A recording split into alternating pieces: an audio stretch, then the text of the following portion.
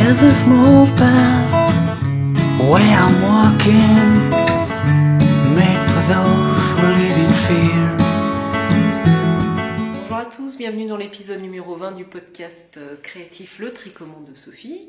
Je suis Sophie, vous pouvez me retrouver sur les réseaux sociaux Instagram Ravelry sous le pseudo Tricommande Sophie et également sur mon blog Le Tricommande de Sophie. Vous avez toutes les infos normalement tout à la fin de l'épisode et également en barre d'infos et sur mon blog. Nous sommes aujourd'hui le jeudi 22 mars et je suis à la maison puisque c'est une journée de grève nationale. Il n'y a pas de service scolaire, donc autant joindre les contraintes à l'agréable. Donc j'ai pris ma journée, j'en profite comme ça pour faire de la couture, du tricot, plein de petites choses sympas, je me fais plaisir. Voilà, je vais essayer d'être à peu près cohérente parce que j'étais un petit peu malade ces derniers temps, donc c'est pas toujours facile de faire les connexions hein, quand on a les neurones à 2 à l'heure. Donc excusez-moi si des fois c'est pas toujours très clair, je fais de mon mieux. Voilà, aujourd'hui ça va un peu mieux, mais c'était pas terrible ce week-end, je me suis un peu traînée. Voilà, donc aujourd'hui, beaucoup de couture parce que je pense que c'est des envies de printemps, j'ai envie de petites cousettes légères, voilà, il faut que je rhabille aussi un peu mes filles. Et il y aura un projet fini quand même en tricot, mais je pense que la partie tricot du coup sera assez rapide. Voilà, mais je propose qu'on attaque tout de suite par la couture parce que j'ai pas mal de choses à vous montrer.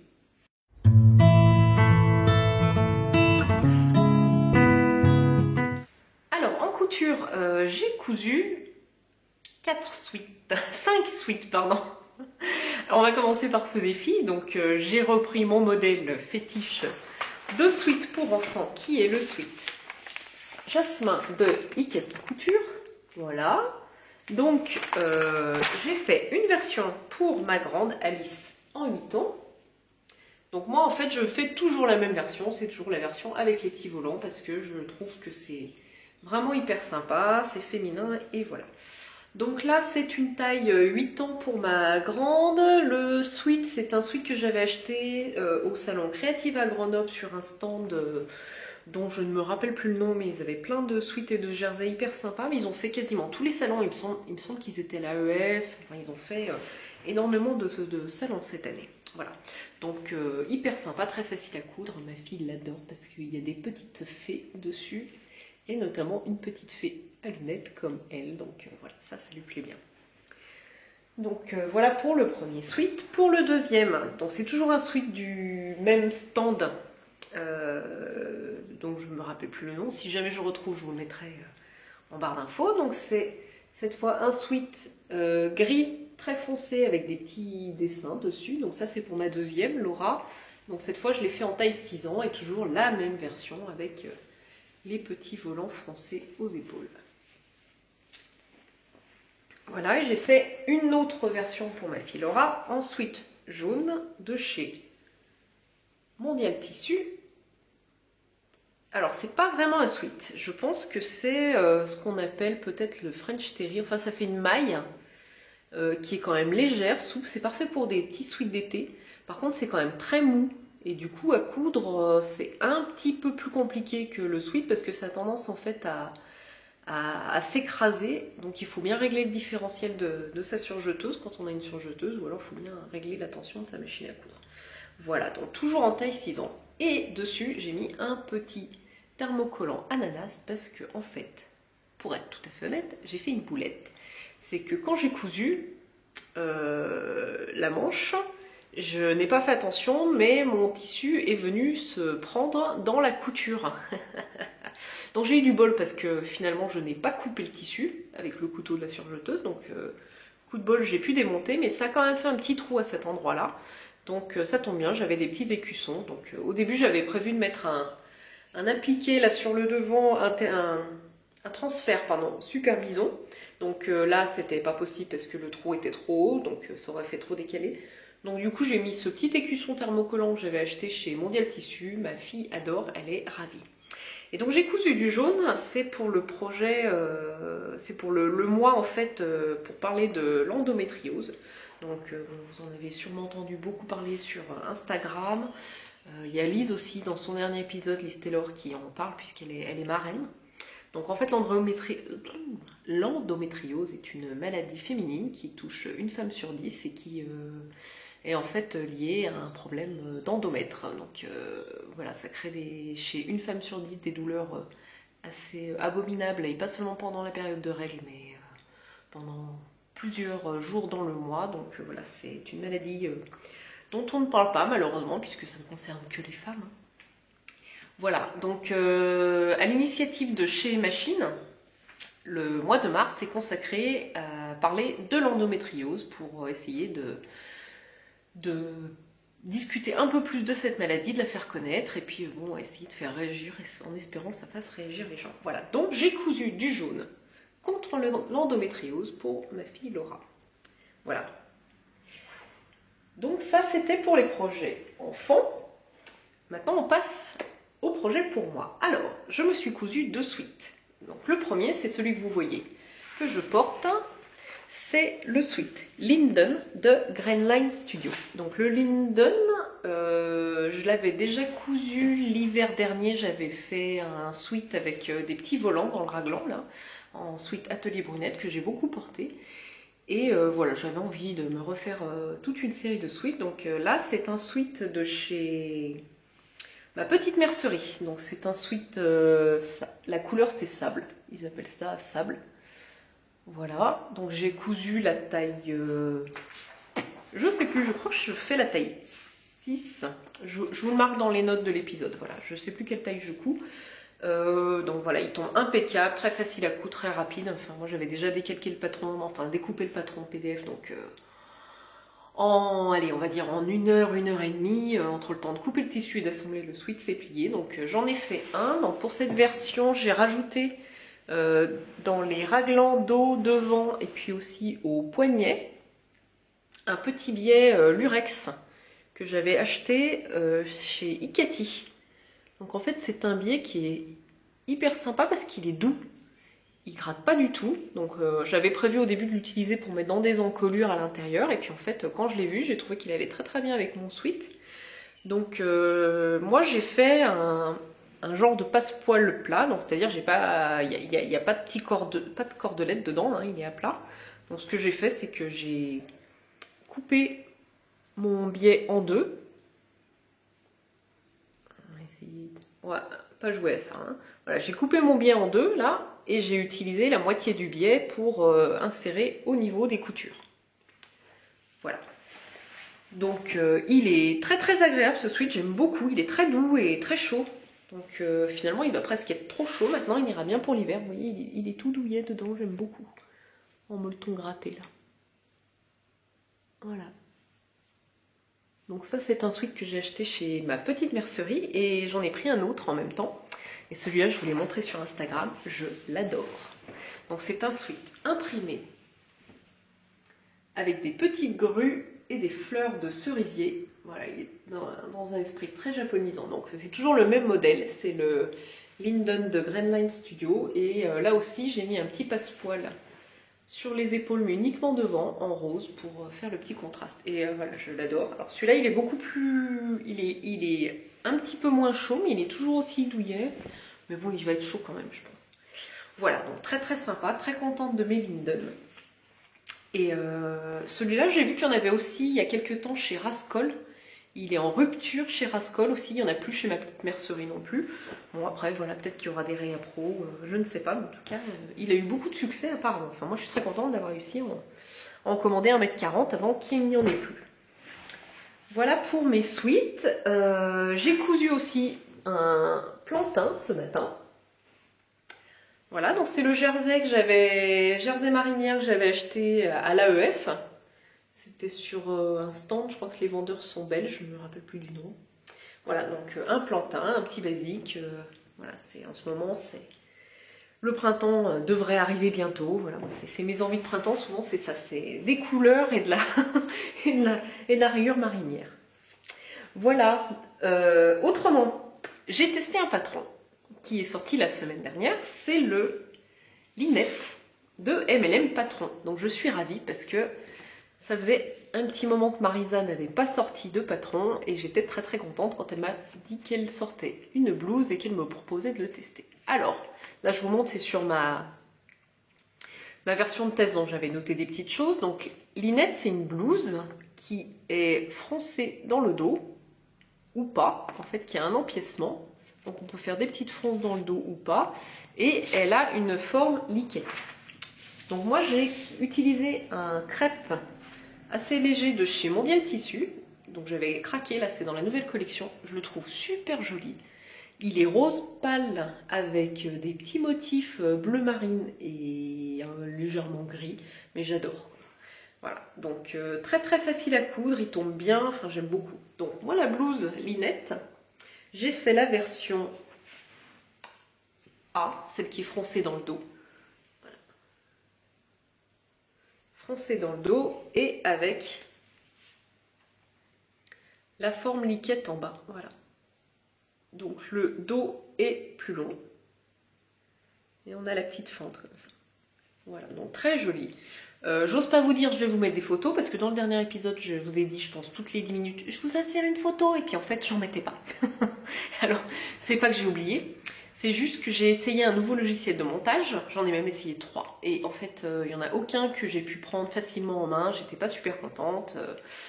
Voilà, donc après avoir passé mon après-midi à essayer de faire un montage, j'ai laissé tomber, j'ai repris Windows Movie Maker et au final, je n'ai inséré presque pas de photos parce que j'en avais ras-le-bol. Voilà, donc là, je vais passer à la version payante, je pense, de Movavi. Donc si j'y arrive, je vous mettrai des photos, sinon j'en mettrai si j'ai envie. Voilà. C'est tout. Donc Linette, très très contente, voilà, un super patron, je crois qu'il marche plutôt bien, Marisa a l'air de dire qu'il se vend bien, donc je suis très contente pour elle, et il est au prix de 5 € il me semble, voilà, donc je me permets de faire cette petite remarque, c'est suite à la remarque que j'avais fait sur le prix des patrons PDF la dernière fois en vous disant que je trouvais que les patrons PDF étaient de plus en plus chers, et je comprenais pas toujours pourquoi, donc je le répète, enfin vous avez été assez nombreux à aller dans mon sens en fait. Donc ce que je remets pas du tout en question le travail des créateurs et des créatrices, je pense qu'il faut l'encourager, donc je pense que je continuerai à acheter des patrons PDF à 8, 9, peut-être même 10 €, hein. Si ça se trouve cette fameuse blouse, je pense que je vais finir par l'acheter parce qu'elle me plaît beaucoup. Après, du coup ça sera moins fréquent, enfin là faut être tout à fait honnête, ça sera moins fréquent parce que moi je peux pas... J'ai pas à me plaindre, mais je peux pas me permettre non plus de mettre à chaque fois 10 € dans un patron PDF. Voilà, c'est dit. Mais dans le cas particulier de ce patron-là, le patron de la blouse en vol de Atelier Scamit, c'est vrai qu'il y a quand même un travail derrière où la créatrice, eh ben, elle met des vidéos, elle fait des tutos, elle fait pas mal de choses, donc voilà, ça peut s'expliquer en ce sens-là. Même si Marisa vend ses patrons à 5 € et elle fait quand même des pas à pas sur son blog, elle fait pas mal de choses et il y a quand même pour moi un travail aussi derrière. Voilà, bon, je fais pas de patron, donc c'est très difficile de remettre en cause ce travail-là, mais bon, j'aimerais bien aussi de temps en temps savoir ce que j'achète et ce que je paye. Voilà, c'est tout. Sinon, je crois que c'est tout pour les projets terminés, ce qui est déjà pas mal, hein. Il y en a quand même 1, 2, 3, 4, 5, 6, 7 avec celui que je porte sur le dos. Donc je suis plutôt contente et c'est pas fini. J'ai une vraie frénésie de couture en ce moment. Donc j'ai fait des achats parce que ça fait du bien au moral. Voilà, je ne vais pas m'étaler, mais en ce moment le boulot ça me gave, donc j'achète de la laine et du tissu.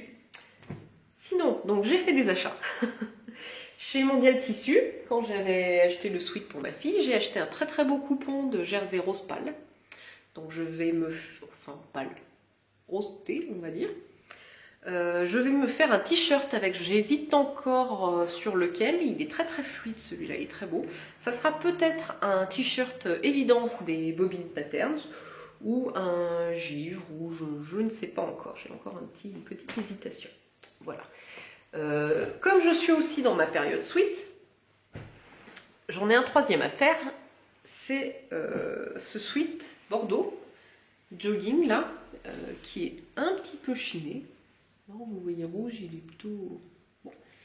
Que j'ai acheté chez Rascol. Donc c'est la première fois que je commande chez Rascol. Voilà, la qualité a l'air vraiment bien. Donc je vais me faire un sweat. Au début j'étais partie pour me faire un autre Linden avec la version au volant.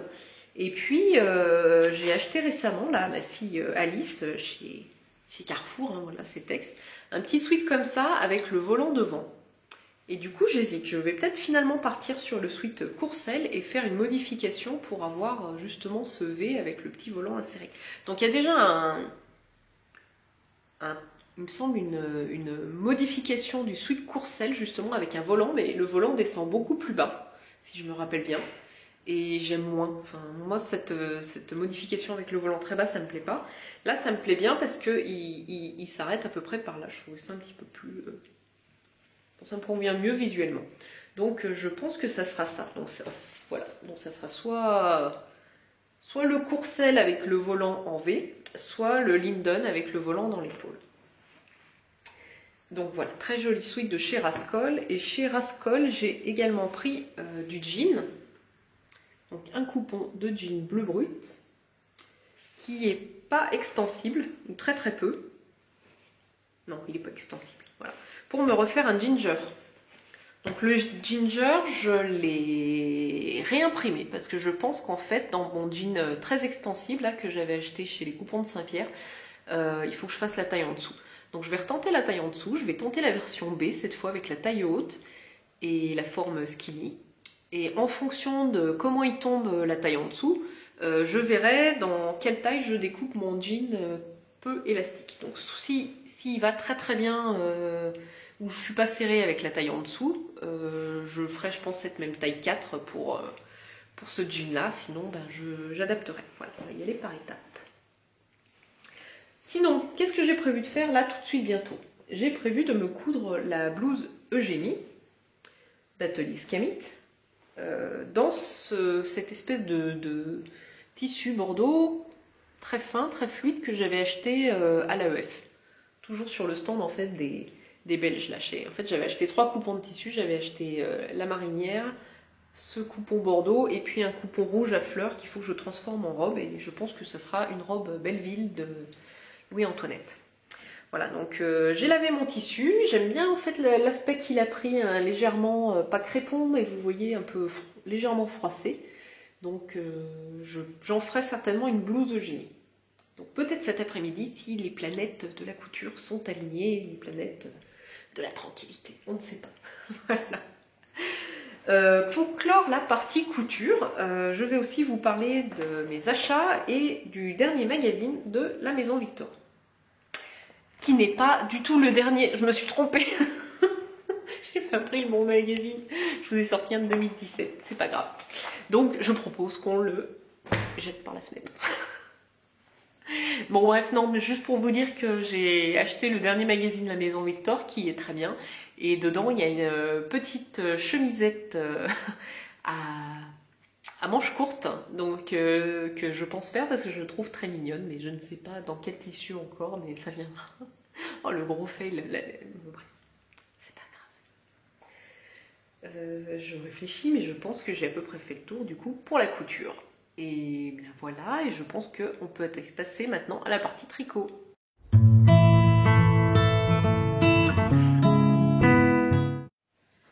Allez, c'est parti pour le tricot. Donc pour le tricot, j'ai un projet fini à vous montrer. Donc c'est celui que j'ai mis. C'est le pull secret de Émilie Louis, Atelier Émilie. Donc ce pull, c'est la deuxième fois que je le tricote, puisque j'avais eu la chance de le tricoter en test. Donc je vous l'ai montré, il me semble, tout début janvier, ou fin janvier, pardon. Donc pour cette deuxième version, j'ai choisi une autre couleur. Donc je l'ai tricoté en laine amourée. Un mélange de mohair, kid mohair soie, donc c'est Orphée. Et l'autre base, c'est Aphrodite, donc c'est Baby Alpaga, soie et cachemire. Voilà, pour Aphrodite. Donc, le mélange Baby Alpaga, soie, cachemire et kid mohair, je vous raconte pas comme c'est d'où une tuerie. Voilà. C'est bon, je suis revenue. Alors, la couleur pour les deux, c'est un dîner à la maison Serpentard. D'ailleurs, ça devait être écrit sur les étiquettes. Donc, j'ai tricoté la taille XS pour viser un S, puisque mon échantillon était légèrement plus grand. J'avais 20 mailles au lieu de 21 mailles, donc j'ai fait exactement comme mon premier secret, c'est-à-dire j'ai tricoté un XS. en visant plutôt un S. Donc il a un peu moins d'aisance que le premier, mais voilà, moi j'aime beaucoup, il n'est pas trop ajusté, il a juste l'aisance qu'il faut, je suis très très contente. Donc celui-là, j'ai fait un I-cord tout le tour, puisque j'avais pas de dentelle assortie et j'étais pas sûre d'en trouver. Donc voilà, j'ai fait ça et on verra bien pour la suite. Alors, au niveau de la laine, donc moi j'ai utilisé 2 écheveaux de Kid Mohair, de Kid Silk, et 2 écheveaux de Baby Alpaca. Alors j'étais très très surprise de n'utiliser que 2 écheveaux, parce que vous voyez, en fait en tout et pour tout il me reste ça. Il me reste ça du 2e écheveau de Baby Alpaca, et là j'ai un mélange, puisque j'avais détricoté une partie du pull, voilà. Donc il me reste vraiment pas grand chose, et en fait je comprenais pas bien pourquoi au cours du tricot, j'avais fini mon premier écheveau de mohair avant de terminer l'alpaga, donc je me suis un peu affolée en me disant oh là là, est-ce que je vais avoir assez de mohair et comment ça se fait, voilà. Donc j'ai pesé mes laines, et en fait je me suis rendu compte que la laine Aphrodite, là, le Baby Alpaga, les chevaux ne pesaient pas 100 grammes, mais ils pesaient quasiment 107 grammes. Donc quand vous faites le ratio, finalement c'est pas 400 mètres que vous avez, c'est 430 quasiment. Donc c'est quand même pas la même pour un pull, parce que finalement, voilà, moi j'ai pas touché mon 3e écheveau, quoi. Il me reste un écheveau entier. Du coup je sais pas ce que je vais en faire, peut-être que je vais le revendre, je ne sais pas. Bon, je trouverai bien. Voilà, donc du coup, je n'ai utilisé que 4 écheveaux et finalement, j'avais très très peur de ne pas avoir assez de mohair et j'en ai eu suffisamment. Donc j'ai repris justement le bas de mon pull pour le rallonger un peu. Voilà. Donc c'est très très doux, c'est très beau, j'aime énormément ces couleurs. Voilà, je suis ravie, on verra, ça fait un joli halo, là, c'est tout poilu. Je l'ai porté cette semaine, j'étais bien dedans, mais il est chaud et puis il est tout doux. J'ai passé mon temps à faire ça. Voilà, donc mes collègues m'ont pris pour une grosse barjot, hein. Ils se sont dit celle-là, ou elle s'aime, oh là là, elle s'aime beaucoup. Mais c'est doux, mais c'est bon, bref, c'est génial. Je ne saurais que vous recommander. Voilà, donc aucune difficulté particulière. Je pense que vraiment la complexité de ce pull consiste dans les augmentations du début. Et une fois que vous avez fait ça, honnêtement, c'est tout droit, hein. Donc c'est très facile. Je l'ai tricoté en 3,75 pour le corps et les bras. Et les côtes sont faites en 3 parce que j'avais pas de 3,5. Voilà. Donc pour le rabattage, j'ai utilisé une nouvelle méthode. C'est la méthode de rabattage souple de Elisabeth Zimmermann. Donc j'ai utilisé un tuto de chez Mélina, le Petit Panda. Donc c'est un rabattage qui se fait avec une aiguille à laine. Donc c'est un peu long, mais ça fait un rabattage un peu souple, c'est pas mal, quoi. C'était pour essayer. Voilà. Autrement, ben voilà, donc j'en suis très contente de ce 2e secret. J'en ferai peut-être un 4e. Un 3e en noir. Un bon basique à voir, quoi. Bon, peut-être pas tout de suite, parce que là, 2 d'un coup, ça fait déjà bien. Et puis ça va être moins la saison de tricoter du mohair. Mais voilà, c'est un modèle super, j'en suis très contente. C'est un beau basique, mais quand même bien féminin. Donc voilà. Donc le cal secret, se faire des secrets continue toujours. C'est le cal que nous organisons avec Laure du Grenier de Malane et Héloïse Tricolouloute. Donc les inscriptions avaient été provisoirement bloquées parce que nous étions quand même 230. Donc ça faisait beaucoup à gérer. Et je crois que comme il y a quand même plusieurs personnes qui ont terminé leur pull, Laure devait réouvrir les inscriptions. Donc si c'est pas fait, ça ne va pas tarder. Voilà. Et pour ce pull, j'ai utilisé pour la première fois les petites aiguilles circulaires Xiaogu, les 30 cm. Donc moi, des 30 cm, j'en utilisais déjà de la marque Adi, que j'aimais beaucoup. Et là, comme j'avais pas de 3,75, j'avais fait une commande chez Lily Comme Tout. Et du coup, j'en ai profité pour tester ces petites aiguilles. Et c'est vraiment pas mal du tout, quoi. Le fait qu'elles soient légèrement coudées, comme vous pouvez le voir, c'est plutôt bien, quoi. Enfin, moi, j'aime beaucoup les Xiaogu parce que je trouve que le câble est souple et puis surtout, il se déforme pas. Contrairement aux Yaya qui ont tendance des fois à pas revenir en forme. Là, les Xiaogu, moi, je suis assez fan, quoi. Donc, bon. Je ne vais pas changer mes aiguilles parce que j'aime bien mes petites Adi, mais si vous devez investir, elles sont plutôt pas mal. Après, c'est pas donné, ça reste quand même cher, mais en même temps, j'ai aussi acheté ces aiguilles-là chez Fil d'Art, qui s'appellent les Rose Gold, qui sont plutôt bien. J'avais besoin d'aiguilles 2 et 2,5. Et quand vous voyez le prix, 8,49 €, bon. C'est quand même pas donné, hein. Je pense qu'elles sont plus chères que les Xiaogu. Ça va que j'en avais besoin tout de suite, puis que je pouvais pas trop attendre, mais bon, ça commence à faire cher. Voilà, donc un seul projet fini, mon pull secret de Émilie Louis. Et j'ai attaqué un nouveau projet. C'est un test pour Marianne Munier. Donc c'est un pull marinière, donc que je tricote pour ma fille Laura, la plus petite, donc en taille 6 ans. Voilà, le modèle c'est Olon, ou Oulon, je ne sais pas comment ça se prononce. Voilà. Donc je le tricote moi en laine Fil d'Art. Donc j'avais envie d'une version printemps, donc j'ai pris une laine coton. C'est un mélange 55% acrylique premium et 45% de coton. C'est la file cabotine. Voilà. Donc la couleur principale c'est colza. Et la couleur contrastante là pour les rayures c'est un blanc, c'est craie. Voilà. Donc de mémoire la pelote elle doit être à 3 € si je vous dis pas de bêtises. Donc moi j'ai fait mon calcul, en gros ça faisait le petit pull à une vingtaine d'euros puisque j'ai pris 4 pelotes pour la couleur principale et une pour la couleur contrastante. Voilà, donc j'en suis très contente. Elle est vraiment jolie, elle est ronde. Alors après c'est le problème du coton, moi je trouve que le coton c'est pas très agréable à tricoter, mais c'est peut-être moi. Je trouve que ça accroche sur les aiguilles, c'est pas très fluide quoi, ça glisse beaucoup moins bien que la laine. Mais bon, elle est plutôt sympa, le rendu est joli, je pense qu'après lavage ça sera chouette. Voilà, donc c'est un pull marinière, il se tricote de haut en bas, mais on tricote d'abord le dos, ensuite le devant jusqu'aux emmanchures, ensuite on rejoint pour tricoter en haut. Voilà, je vous en reparlerai un petit peu plus quand je l'aurai terminé. Et après, voilà, il y a des boutonnières ici. Et donc, on viendra coudre des petits boutons. Voilà, et du coup, je tricote du jaune pour le mois contre l'endométriose. Voilà, donc très joli petit projet qui annonce plutôt pas mal. Voilà, ensuite, j'ai très envie de me tricoter un pull fingering aux couleurs printanières.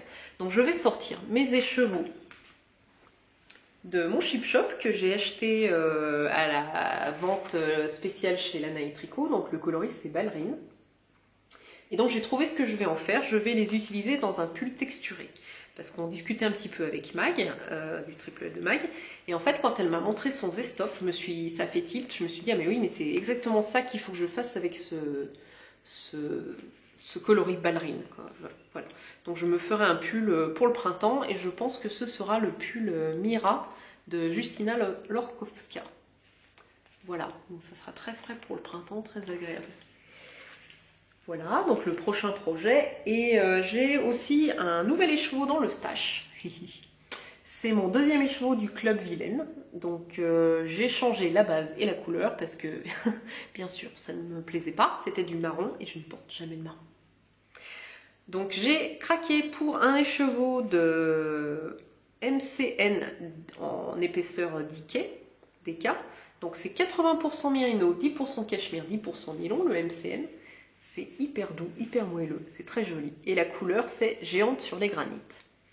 Donc géante sur les granites, c'est un gris moucheté, comme le granit, avec des petits éclats de rose. Voilà, et je trouve ça super joli. Donc je pense que je ferai un bonnet avec. Je ne sais pas encore quel modèle, on verra l'automne prochain. Voilà pour la partie tricot. C'était assez rapide, mais en même temps, pas des masses de trucs à vous montrer. Voilà, et bien je pense que c'est tout. J'espère que je galérerai moins pour le montage. Je vais quand même essayer de prendre en main un nouveau logiciel, sûrement le Movavi. Voilà, sinon d'ici là, portez-vous bien. Merci de votre fidélité, merci pour tous vos gentils petits mots. Et je vous dis à la prochaine fois. There's a small path where I'm walking, made for those